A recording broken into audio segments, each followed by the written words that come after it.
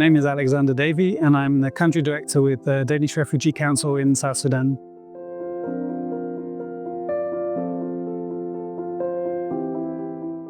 This research, Migrating with Seeds, I read when it came out in 2020, and it was really one of my favorite pieces of research that I've ever read, really. I find it very dry, the type of thing that in INGOs and the UN you often see. I find them very difficult to digest. Yeah. And I loved the way that the central focus was on the South Sudanese researchers.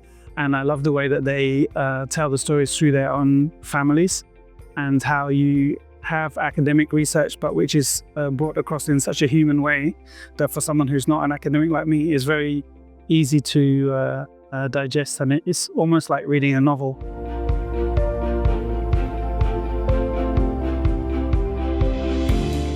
I mean, some of the presentation about the situation on the Sudanese border was really horrific, but I'm always then trying to think, okay, so then if these things are all facts, then what we also work in that area.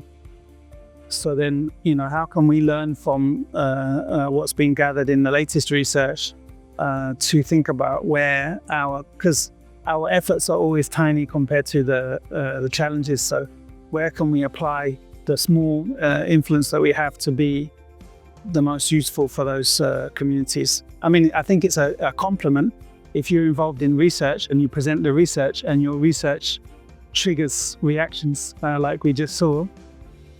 That means that it's touching the core of the issues. And then the discussion that they just had, that was super inspiring.